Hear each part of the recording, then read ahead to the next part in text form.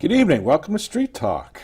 Tonight I have some wonderful guests. We're doing our way through the different areas that are being voted on this year through our municipal elections. For the city of Milford, obviously I'm running for the Board of Aldermen still. But tonight I have our good friends coming on to discuss Board of Ed. One who is our former state representative. Hopefully will be again sometime in the future. We'll have to see what I have to do to convince him to do that again. But before that, he was in the 1st District, and I hear he beat out a lot of Republicans to become a Board of Ed member. I think, did you do 1 year of your term? Yes, I was on Board of Education for a year. James Maroney. Hey, and stop it. And then up tonight we have another good friend of ours, one of my running mates, obviously, who's out there knocking doors with us feverishly, and hoping to get to everybody in our district. I know that's difficult, but I think we're probably going to manage to do it. I have Adam DeYoung. Hey, Dominic. Thanks for having me. So, I always like to start off with the educational piece before we get into issues. Mm-hmm. What does the Board of Ed do? Hey, you were on it. The main prerogative of the Board of Education is the budget and dealing with the budgetary process. The Board of Education has one employee, and that's the superintendent of schools, and then the superintendent is in charge of the rest of the school system. So you actually do policies as well, I guess, in addition to the budget. But, the curriculum is not the prerogative of the Board of Education. That's for the professional educators. But through the budget process, you are able to ask a lot of questions because obviously the materials, if they're buying new materials, what are you buying, where are you allocating your money? But really the main prerogative of our budget and then policies and procedures. I know they've been going through, and I guess you attend all the meetings. Yeah, of course, absolutely. Yeah. I'm silly here, but let me really get through here as obviously the candidate. Yeah. Why are you running for the Board of Ed? It was a good question. There's a number of different reasons, honestly. The main reason is that I think there's a lack of representation for elementary parents on the Board of Ed right now. We have a lot of Board of Education members who are doing fantastic work, but I'm in the thick of it. I have twin 5-year-old daughters, just started kindergarten, so I'm facing every challenge that parents are facing. I'm facing those every single day. Times two. Times two. Yeah, that's right, times two. So, I think there's a lot of value in that, in knowing what's happening currently in the school system. Now, we do have Board of Ed members who have kids or grandkids in the school system, but as I start to progress on, I think it's important that there's a voice for the people that are just starting out. So that's mainly the reason I'm running. As I like to say, you got some skin in the game. That's right, absolutely, yeah. A lot of it, actually. A lot of it, yes. That's right. I know, obviously, my son, he's 7 years old. He's in 2nd grade over at Orange Ave. I'll do my Orange Ave plug. The PTA School of Excellence. Yeah, congratulations on that. That's fantastic. There are only 5 in the state of Connecticut. Wow, that's amazing. 5, yes, I know. I think the other ones are all down county, like in the rich districts. But you know what? It's about community involvement. Yeah. And that's truly, I know what my wife and her board are about is certainly getting people involved. And I think the more that we have that, the better off our kids are going to be. Yeah, I agree. And, the Board of Education has these 4 priorities, and one of those 4 priorities is parent and community involvement. I took a class called the Parent Leadership Training Institute, which I will plug because it's a fantastic program, and they're taking applicants right now. But I took it, and it was a terrific program, and that's what it's all about, is connecting parents to advocacy for their kids. And it's important that that's a tenet pole of the Board of Ed, and that they actually try and promote that throughout the schools, because study after study has shown that parent involvement is one of the biggest keys to success in education. And the more we can get parents involved, even if it's just reading to the kids at night, that's a critical component. And the Board of Ed can be a voice for that. Absolutely. Well, I certainly know the reason my wife became so involved in all of this was because my son has a rare genetic disease, and unfortunately we had issues. His first day of school, he ended up in the hospital because somebody didn't follow the protocol that we had set up. Right. I mean, it was kind of when they had a big change around in our school systems, going from K to 2 to back to K to 5. Right. This is her way of knowing all the people that are involved there. And being able to have that reach. And I can't say enough about Dr. Fieser, who's our superintendent, Yep. and the way that she conducts herself and deals with the issues. And if you have a serious concern or something that happens within the school, you bring it to her, and she sits down and she is very professional about it, handles it. But you could see that there's a level of caring behind that, and I'm sure that probably comes through when you're at the board meetings. Oh, absolutely. I mean, the professional relationship between the board and Dr. Fieser is very clear at the board meetings. And one other point I'll make to your point about your wife getting involved in the PTA. I'm involved in the PTA at Orchard Hills, and that is one of the most critical ways to stay connected to the administration too. So I've been able to have conversations with our principal that I otherwise wouldn't have been able to have had I not been on the PTA. My wife has been able to, and anybody else that's on the PTA. So I think the PTA is a really valuable piece if there are parents that want to be more connected, along with going to the Board of Ed meetings, which is important as well. And I think the important thing of all that is everybody's involvement. I mean, I know PTAs can sometimes they can feel crushed under the weight of all the different activities that you might have, unless it's kind of spread out. Yeah. But that is what the involvement level is all about. Now, you talked about the parent advocacy training. Yeah. Now, what exactly is that? So Parent Leadership Training Institute is a 20-week intensive program. In Milford, they run it every Monday night for the 20 weeks. It's run by professional facilitators. It's actually free for parents. And people like the mayor, people like Dr. Fieser come in. We had, during my year, we had Representative Stanesky come in. So they come in and talk about how the government works and what the best way is to help advocate for the things that are important to you. So a lot of the discussion in my year anyways, and every year is different based on who's in the class. A lot of the discussion was around special education, how to advocate for your child if they have an IEP. So those are the types of things that people learn. But for me, it was also sort of eye-opening that how much that I had to offer to the community. And all 20 people in my class, I think, left feeling like empowered that they could go out and make a change. Not all of them started running for the Board of Education. In fact, I think I might be the only one that's running for public office from that group. But other people went out and had traffic concerns, and they got those resolved through the police department. They had, interests in getting kids involved in athletic programs. They started those athletic programs. James is a part of the Milford Education Foundation, which wasn't directly a program that came out of the Parent Leadership Training Institute, but one of the founders, Augie, right? He took we have the a number PLTI. of alumni from PLTI. Yeah. I think Augie, Laura Fetter, I believe, did Right, PLTI, right. and she was on the Board of Ed previously. So Yeah.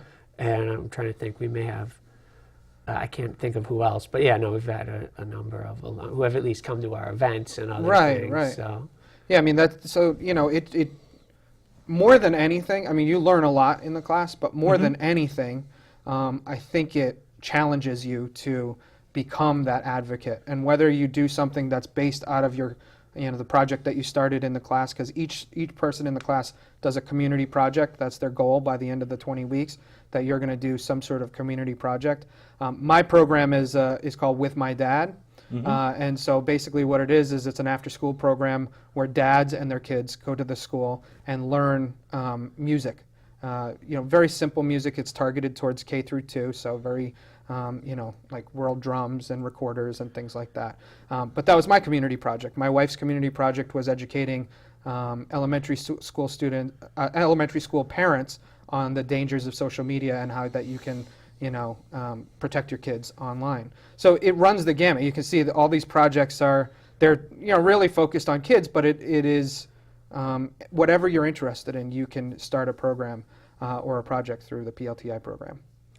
And you do with Milford education, remind me again. The Education Foundation. That's yeah. it. That's it. And now what does the Education Foundation do? So we do a number of different initiatives, and we do more things like PTA is more school-based, right? Although there's PTA Council, which goes around the city. Right. And we try to be more citywide with the Education Foundation. And one of our largest things that we do annually is to provide teacher mini grants. And so every year, it's about $12,000 we give to teachers to try new programs. And as I like to say, give them the opportunity to fail, right? And not on the taxpayer's dime, to try out new things with the hope that if some of them work, they'll bring them citywide. So we've had different things where, like, one classroom, the teacher wanted to see if keeping the kids moving, how that would help them, and so they all got Fitbits, and they were monitoring that and doing exercise or little exercise at different points. This past year. Is that like, do they have like the, I don't know, Go Noodle? Like it was like Go Noodle in the class? Yeah, a part of my girls have that, but I don't think that was part of the program. program. Okay, yeah. I was just curious.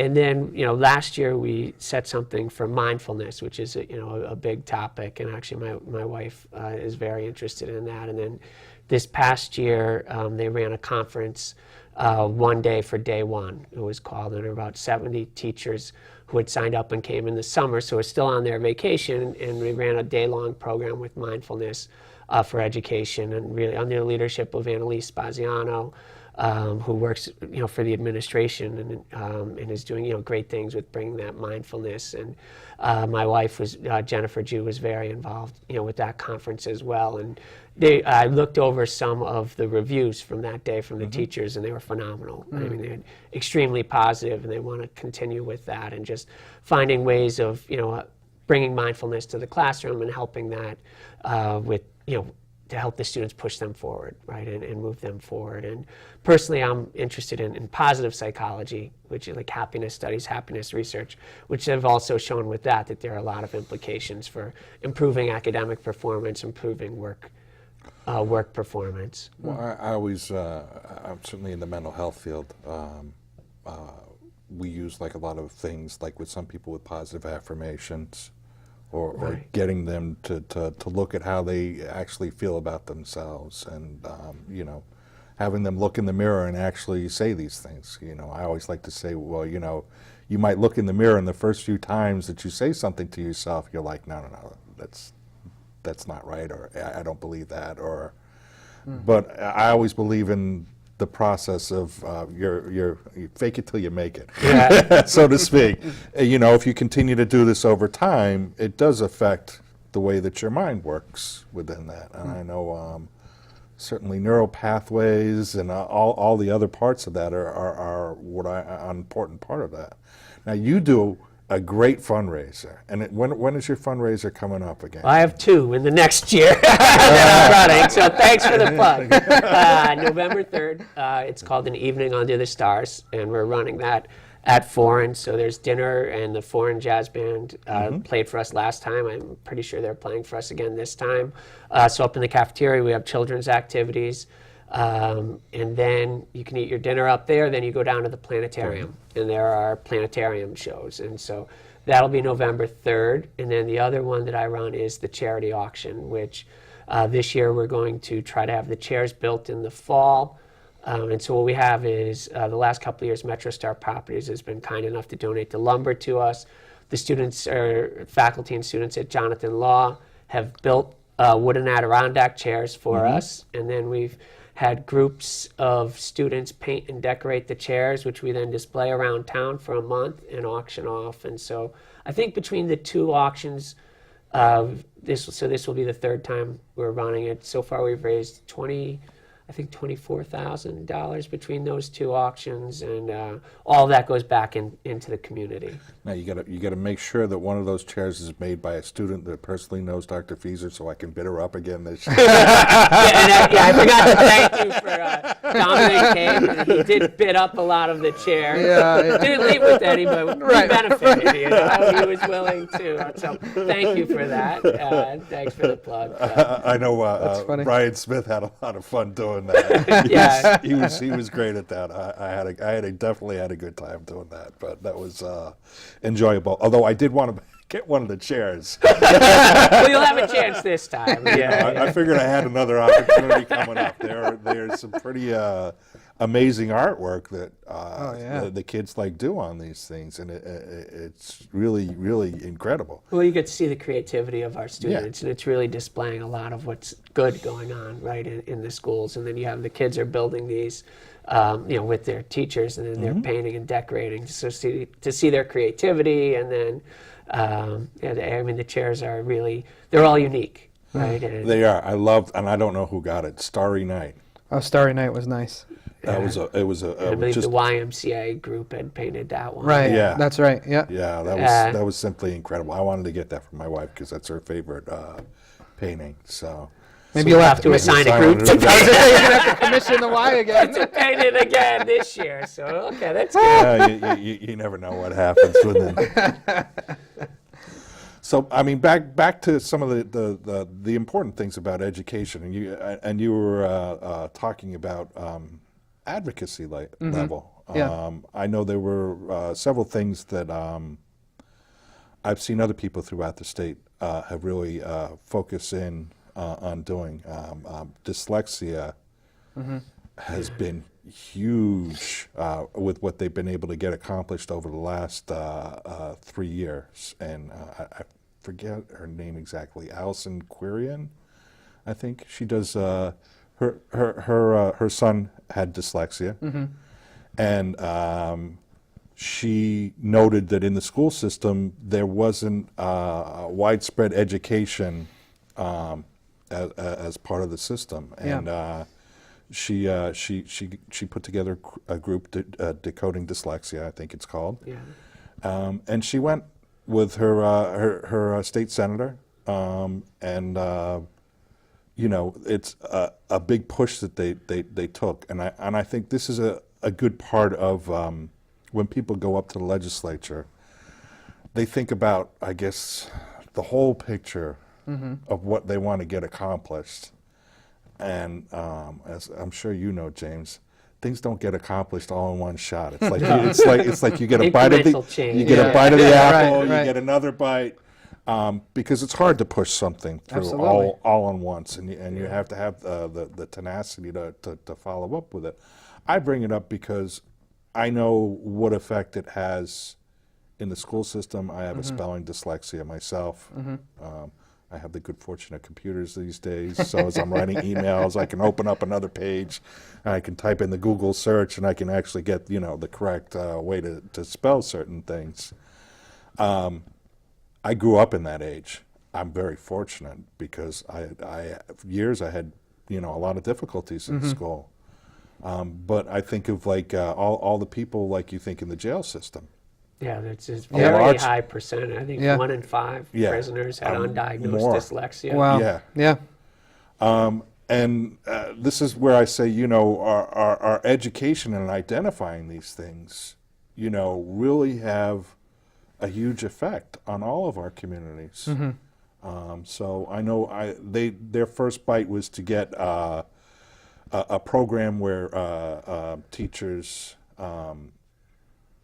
I think, were educated about this, or they had to do some level of education. And I think their second one was to get it on the curriculums of 3 hours worth of courses where it's actually taught in the higher education field for people that are going into teaching professions. But I mean, these things all have a factor in our community as a whole. Absolutely. And we talk about some of the different special education, and I know a lot of times there's differences in opinions on certain things. I know, obviously, because I deal with this with my son, he's got Section 504, which I think was the 1973. No, that's a different one. This is Rehabilitation Act. Okay. Where it basically eliminates the barriers to somebody being able to go into the school system. Right. So because his is a physical situation, they do special stuff like when it gets really hot, he can go into a crisis because of that. So they have air conditionings in the school, or we do special things around. He had like an aide. I mean, when he's younger now, he has an extra person in the classroom for the first couple of years to make sure that he wasn't going sort of like downhill, and be able to catch that and make sure that he's eating. I mean, the idea was to eventually be able to fade those people out of that. But he was even at the point his 1 year where he had to have like a nurse like with him because he was having so many issues. Now, have you dealt with like stuff like IEPs or anything else along those lines? Not personally, no. No. I mean, but I think it's one of the things that, from talking to a lot of the parents that I was talking to in my class and past that, is that the most important thing is that the parent is engaged with the administration, right? I think like you said earlier, we have an administration right now that is incredibly responsive. That if a question is asked, they will get an answer for it. And if you're not getting the answers that you need to continue up the ladder, right? You're not going to go straight to Dr. Fieser with your issue. But if you're not getting the answer you need from your teacher, from your child's teacher, go to the principal. If you're not getting the answer there, then that's when you start to work your way up the ladder. That's the way to get things done, right? I mean, like you said, small bites of the apple at the state legislature, but let's talk about it, just on a strictly local level. That's how you get it done. And the only way to do it is to go step by step. I know it can be, again, I don't have the issues, but from people that I've talked to who do have children that have special needs, it can be frustrating. But I do think that the administration and the Board of Ed right now, too, is responsive to those needs. The other thing I think that Dr. Fieser does very well and has been promoting since she got here is integrating kids with special needs into the everyday classroom. mainstreaming.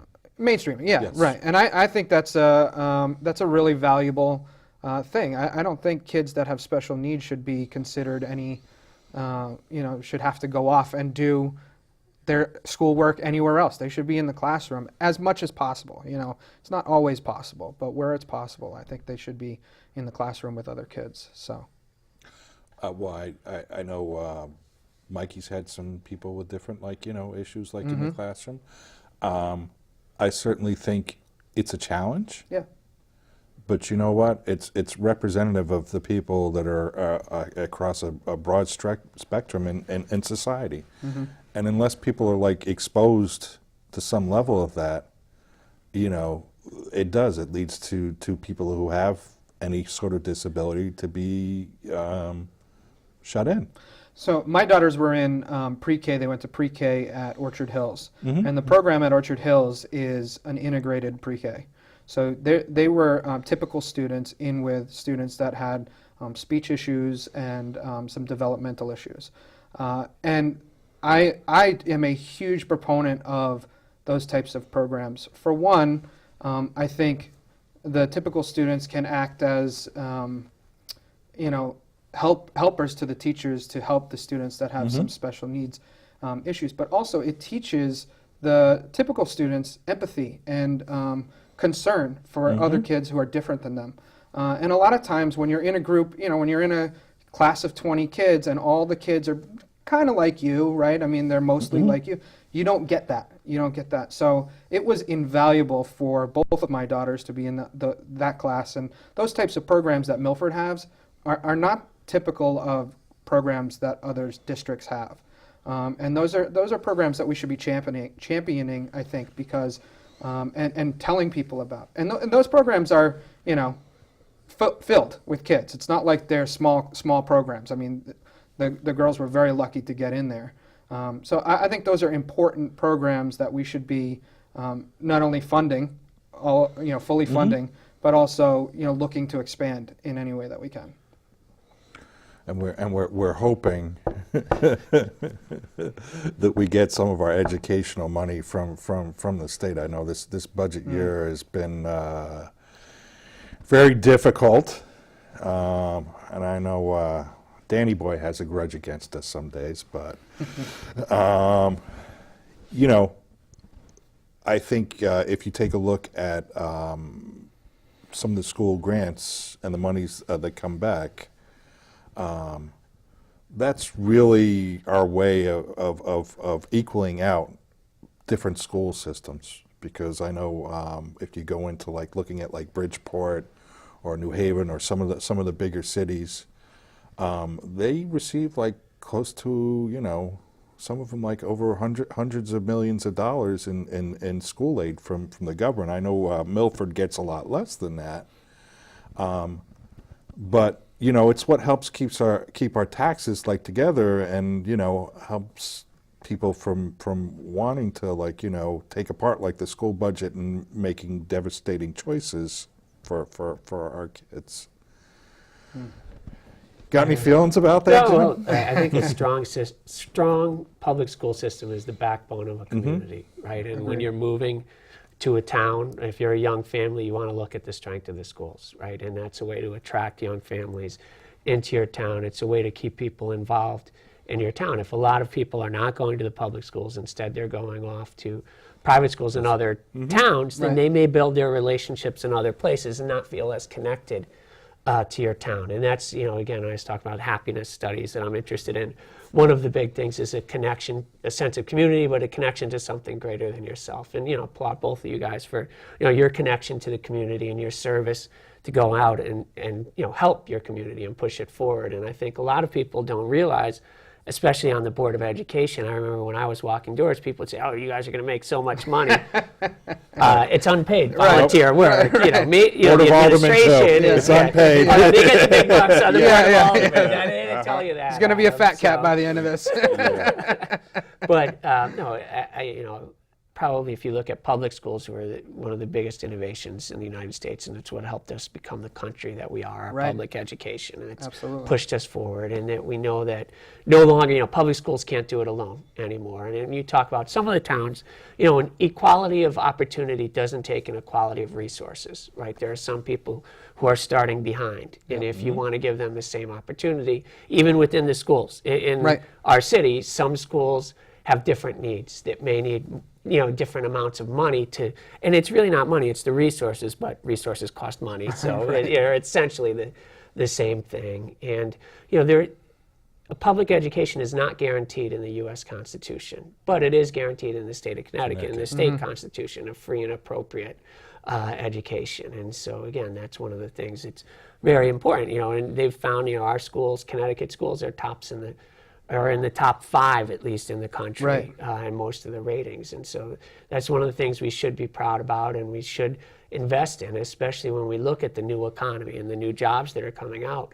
They're in Connecticut by 2020, 70% of the jobs are going to require a post-secondary education. And that's not necessarily a college degree, but it's a certificate of some form. And so it is important to invest in education and to continue to invest in higher education and getting people the appropriate places. It could be an advanced manufacturing, degree is what's right for some people, not a full bachelor's degree. There are a lot of healthcare certificates. We have an aging population. You're going to need to take care of them, and there are no ways to outsource those jobs, but you do need a credential, and you do need to know how to do that. Well, I know one of the things that you brought up before was teaching coding as a language.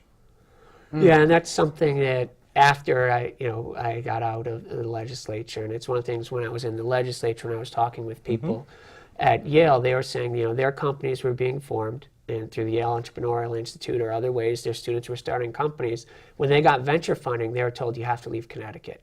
It had nothing to do with taxes. It was because there was no entry-level computer coding talent. Wow. There wasn't enough there to Interesting. support them. And the same reason, that some of the biotech companies will go to Boston. So they, because there's so many biotech companies and Right. the trailing spouse, if they can't get a job, you can't move there. Right, right, if that's your right. spouse can't find a job. So, but these companies were told you have to go to Cambridge. So you're taking Yale companies and sending them into Harvard's backyard, Right. or to Silicon Valley. And again, it wasn't the high level; it was the entry level, the people who are checking the code, that work that really, and some of it was just an associate's degree. So Senator Schlossberg, our senator, was chair of the Education Committee, and I asked her to put forth a bill to require all middle school and high school students to be exposed to computer coding at some point. It could be akin to the drug and alcohol class, a 10-day class, or some form, some way to get these kids exposed to coding Right. and realize that is a great career path. And especially as we move towards the Internet of Things, where even now my floodlight is connected to the Internet. Coding is essential. Absolutely. And so, just making sure that our students have the skills for the jobs of the future. I remember back in high school, like taking like the basic, Oh, yeah. and you had to develop like your own little programs of, if not this, go to this Yeah. line, this Right. line, and this line. I think I did mine over how to search for like stolen cars. So it's you know what? It's a unique way to understand the organization of things and how things can kind of like flow and what are the different thoughts that you need to have. I know coding has gotten a lot different. Yeah, but essentially you're But- right. It's that Boolean logic, the if-then, and, Right. and how do you frame an argument. And it's a way of thinking that it applies to problem solving, right? And it doesn't have to be just with the coding. It could be with any problem. Okay, if this happens, this is what I'll do, or how you get there, how you frame an argument, right? How you write a paper. I think in college, probably the best course I took for my writing, not that I'm a good writer by any stretch of the imagination, but it improved it, was a logic class, a philosophy of logic, and going through those if-thens and constructing the arguments, and supporting it. Yeah. Interesting. Mine was business writing, just because it taught me how to condense Yeah. arguments. I know when you're going through the preliminary education system, they always ask Want to you be to flowery. yeah, they want flowery. You want like more. No, when you get down to business writing, it's like how concise can you make Yeah. this and get your point Yeah. across? Well, that's Strunk and White's elements of style. Omit needless words, omit needless words, omit needless words. It's one of their most important rules. And yeah, I'm sure, I haven't taken a business writing course recently, well, ever, but I'm sure now it's just all bullet points. That's what people don't read. Or pictures, just pictures now. Yeah. Well, that's what I know. Father Russ always told me. Well, that's what you need to do, like for these legislators. You need to put it like in a bullet Yeah, point exactly. type like issues. Absolutely. I do to a degree, but I think you have to have that conversation in between. It can't just be. But a you can bullet start point. Well, it's how you it can start the summarizes. conversation Yeah. with the bullets. Do you know what I mean? Like you It's give like a PowerPoint. and That's go- right. Yeah. That's right. You got to get your foot in the door before you can have the conversation. Right. So That's what Facebook is for. Now, speaking of Facebook, please. you have a digital media company. I do. My wife and I have been running DeYoung Media for a little less than 4 years, based out of Milford. So we do build websites, do search engine optimization, social media marketing, the whole 9 yards. Anything you need online, we do it. It's been an incredible experience, honestly. Not one that I thought I would ever undertake, but one that sort of fell in our lap, an opportunity that fell in our lap, and we did a little work with James, which was a lot of fun, and we've been doing work with folks throughout the state, and it's been terrific. So now, who are your usual customers that you're working with? We don't have like a Set profile industry, of a customer, but we work with lawyers and real estate firms, and James is an education company, so the gamut runs wild. We're actually I don't know if you've ever heard of this thing called the NEG. No. No, it's a way to crack a hard-boiled egg. I won't get into it, but that's, that was an interesting client that we potentially could have. So it's like a kitchen gadget. Oh, okay. Yeah. So, it's like it's such an interesting job because you work with different people that do different things all day, and the goal is to get them exposure online. And you do that in different ways for everybody. Lawyers will do it one way, real estate firms will do it another way, startups will do it another way, and so you just have to figure out what the right way is to do it for people. So we have to figure out what platform and what the messaging is and how that all works. And it's not a perfect science, but we try. So it's more than just figuring out where you guys are actually helping these people develop their advertising. Yes. I mean, the messaging is the critical component to it, right? I mean, you can put up anybody can put up a Facebook ad, anybody could put up a landing page, but if you don't have the right messaging, it's not going to work. And sometimes we don't. Sometimes we don't have the right messaging, so we have to tweak it and figure it out. But the best times that we have where we're working with people that are flexible with what they can do and what they want us to do. So it's been great. But now, what is your degree is in? I went to school for communication. Okay. And so I was in radio for about 12 years before I made the transition over to the digital world. So my wife and I lived in Vermont for 7 years after college, and I was a DJ and a music director and program director for a couple of radio stations up there. Then we moved down here, and I worked for Connoisseur Digital Media, which is out of Westport. Is that part of Connoisseur Media? It is. With the radio station too? Yeah, so it was the digital arm of a radio company. They didn't actually own any Connecticut stations, strangely enough, when I worked for them. They owned a lot of stations in the Midwest. Okay. So we were sort of the corporate office. And then after I left that job, I went to the multiple listing service, which was a huge departure from what I had been doing. And it was an interesting job. Which ultimately led me to start my own company, start our own company. Speaking of the world of entrepreneurs, Mr. Maroney has like 15 things usually juggling in the air at the same time. But he catches them all. That's a good thing. Obviously, your main thing is your SAT and ACT prep. That you still have your company. Yes. Yeah.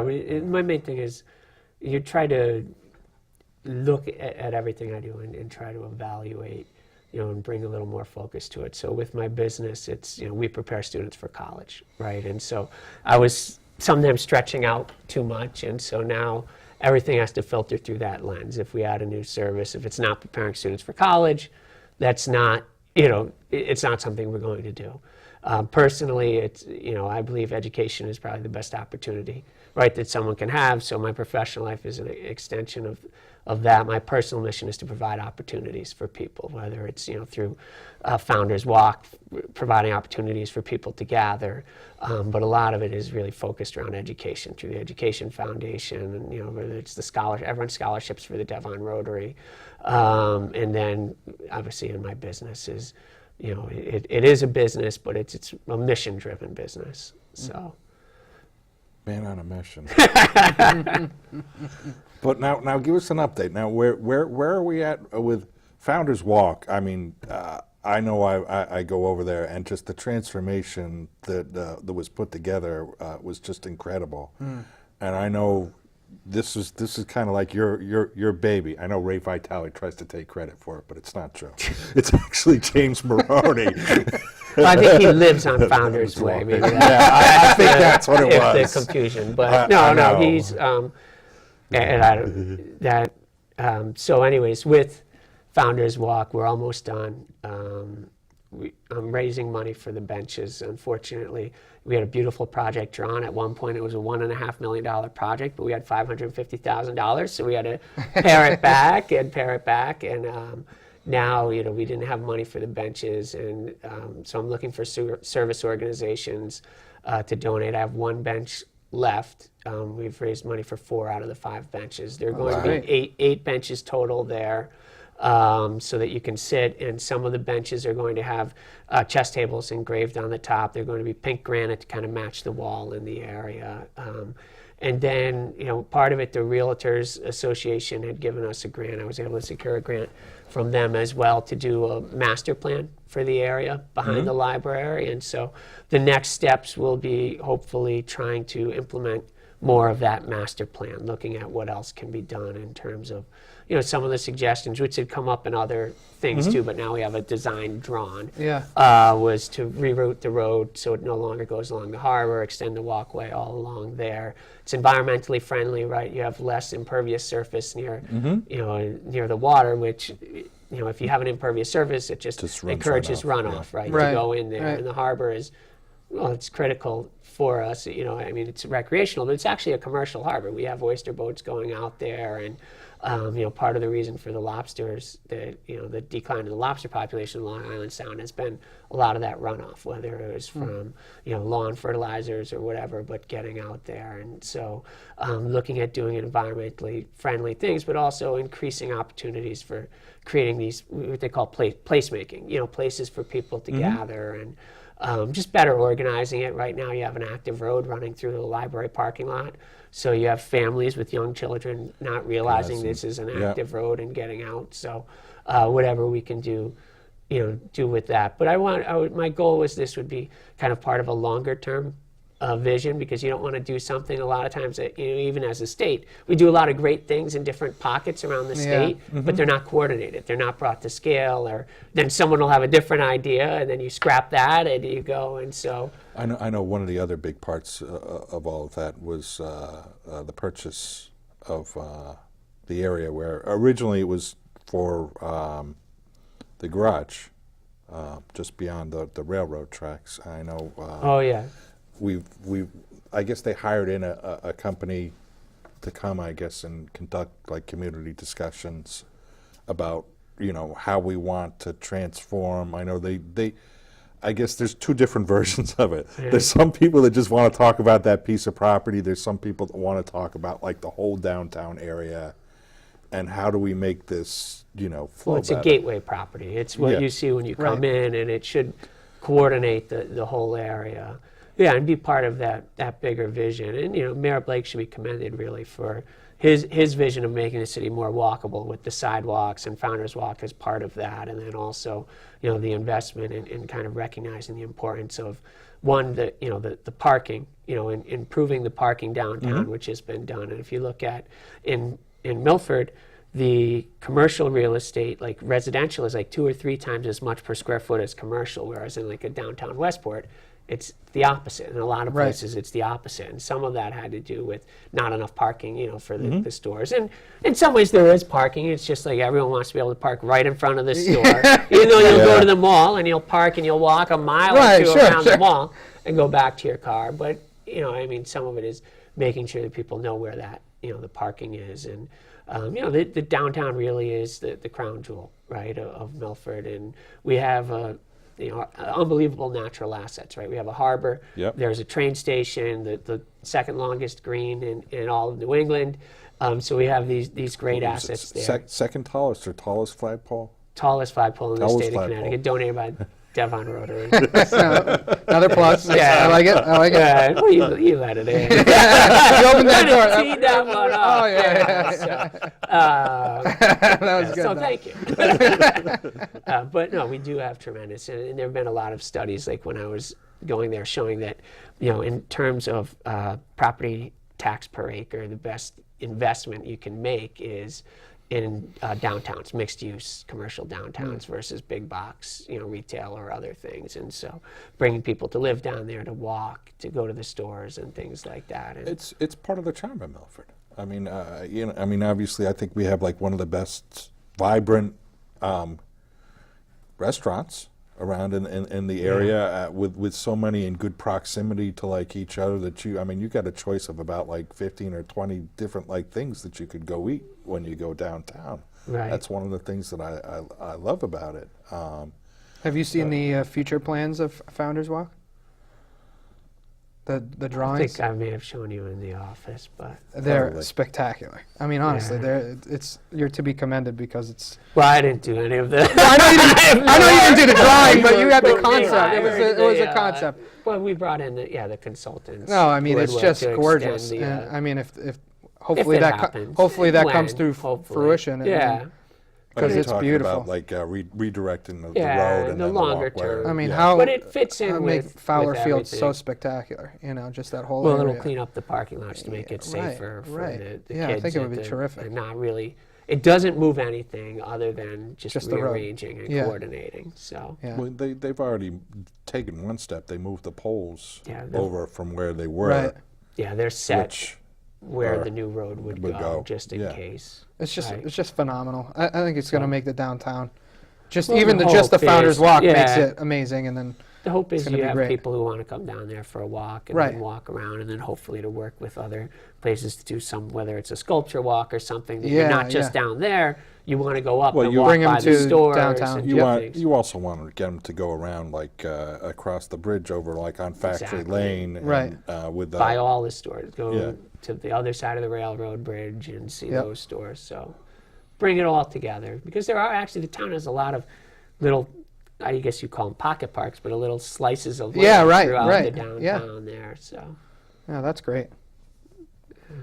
Well, I know certainly talking about walkability, and I know as I walk around Milford quite a bit, you really get to see what they've been doing, like down at Gulf Beach. I know we were what was the name of the road we were on? Old Field Lane. Old Field Lane. They put a beautiful sidewalk that runs like the whole like Yeah. way That right is, down. that's directly impacting. I mean, it directly impacts my life because when we moved in, we're on Oriole, which is, off of Shady Side. So it's down Yep. Old Field Lane and then across Shady Side, and now we can walk on sidewalks all the way to the beach. I mean, that is, so now I can not only use my neighborhood as a way to get some exercise or whatever, but I can also use the community resource, which is the beach. Right, and I can use that much better than if I had to get in my car and drive down there, and it's a pain in the neck. So, it's invaluable. The yeah, Mayor sidewalks. Blake, again, should be Right. commended for expanding the sidewalks. I mean, it throughout, and doesn't that seem retaining like- wall to make it safer to walk on Right. that road. You Right. know what? I work with people who have wheelchairs and walkers Yeah, and sure. stuff. But even just the spots where they can get Yeah, up they've- Yep. like on Yeah, really make it good for like everybody. right. I mean, That's a terrific addition to the city. No question about it. He's done really an incredible job. And you know what? It comes from a person that's been in this city pretty much his whole entire life. Right. So he knows it like the back of his head. I know as I have conversations about the oyster industry with him this weekend, he goes back to like, I don't know, the different decisions like from the 1940s Yeah. on. He's just an incredible wealth of history that goes on. So now we're out knocking doors. So Yes. now on the educational side of life, I guess what are the questions or the concerns that you're having from the people at the doors? A lot of them align with what my concerns are, honestly. Class size is always a question that people bring up. If people have kids, especially in the early grades, they're concerned about class size. I think one thing that's not known as best as it could be is that the Board of Education does actually have benchmarks for the class sizes, right? So, for instance, K through 2 can't go above 20 kids. And I think a lot of people don't necessarily realize that. Now, you can discuss whether 20 kids is a good number or if it should be lower or higher, but they will never go above those. And if they do, just one kid, they will open up another classroom. So that's one concern that people have. A couple of the concerns that I've shared with people, and then that's got them thinking and said that they have a concern about it. I'm very concerned about homework in the elementary level. There's not a definitive study one way or the other to say whether homework is beneficial to kids at that age. And my feeling on it is they're going to have plenty of time to have plenty of homework. And we should let them come home and have time with their family or time outside. And so that's an important issue to me, and I think a number of people that I've talked to at the doors care about that issue a lot. I always think, you know what, the more playtime that you have the more creative and imagination Right. that you're going to have if you just stick with like rote materials. And, you know, and homework has changed since we've been in school, certainly. I mean, homework is not as much that anymore, not as much rote material as it is more, like James was talking about earlier, problem solving and things like that. So all of that stuff is very beneficial, don't get me wrong. And I think, you know, a lot of the stuff that they're doing in the early grades now is beneficial to kids. But I also think kids, you know, they spend now, another issue that I'm concerned with is the amount of recess that kids get. You know, 5-year-olds, which are my daughters are, 6 and 7-year-olds, they're getting 15 minutes of recess every day. So they're in school for 6 or 7 hours and really focused on academics, not the whole time, but for a big period of time. And if you think about how you are at work or how I am at work, if I sat for 6 or 7 hours and didn't stand up and walk around and get, you know, chat with my wife who's upstairs and, you know, I would go bananas, and I'm 38. I'm not 5. You know, so it's a real concern, I think, and something that we should talk about. I don't necessarily think, I don't know if there needs to be policy changes, but I think it needs to be a discussion that we have, and we haven't had the discussion. The Board of Ed does not have a recess policy, and they do have a homework policy, but it's pretty open to interpretation. So I think those are discussions that need to be had at the board level. And you know, once you hit middle school, it's a different conversation, right? But I think in the elementary school level, that's a really important issue that matters to me a lot. And I've heard, you know, from talking to people at the doors, that's a concern for people too. I mean, the main one that people bring up to me is class size, by far.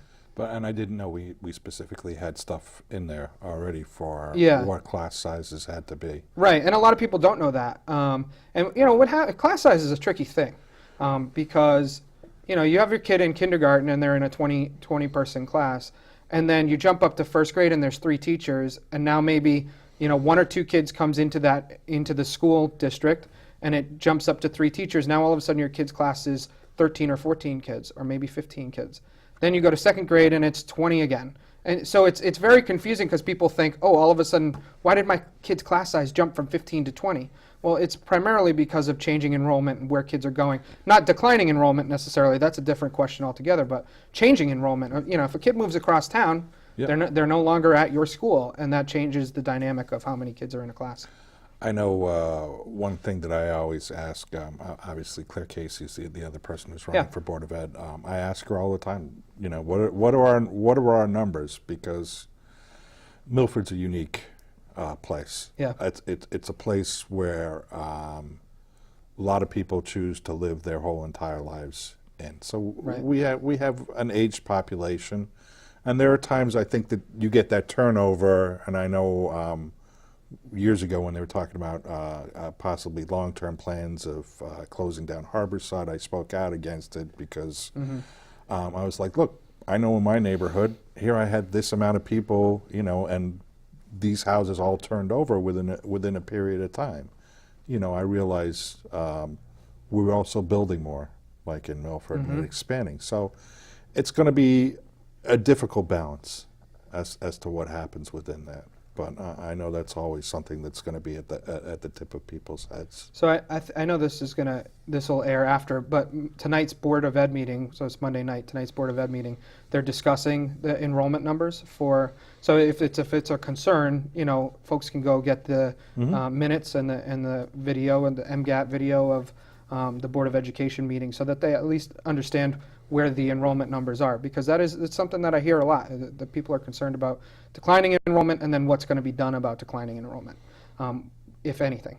It's difficult. So, what I know that we on the good end of everything is they really made some significant investments in our schools, roofs. Oh, absolutely. You know, doing the improvements over at West Shore and building it up. You know, so I mean, I see the investment being made. Definitely. And you know, it's a difficult decision. It is. It's a very difficult decision, and I know it's one that gets people, you know, hot on one side or the other. But it's definitely a conversation that we need to be continuing to have. I know I took this down to the last minute. I know nobody ever believes it's easy to talk for like close to an hour here. So, I want to thank you guys for coming on. Obviously, Adam, I'm fully vested in your candidacy as I am you. Yes. Yes. I think it's important that we get people out that are involved and have skin in the game, and are proud to make this community what it is. And James, I can't thank you enough for all the stuff that you do. I mean, seriously, it's an amazing thing that you bring to Milford, and I know your family's been fully invested in this place for a long time. Thank you. So, and thank I'm you not much. running for anything. Just to be clear. Thank you. With that, I think we can run the street.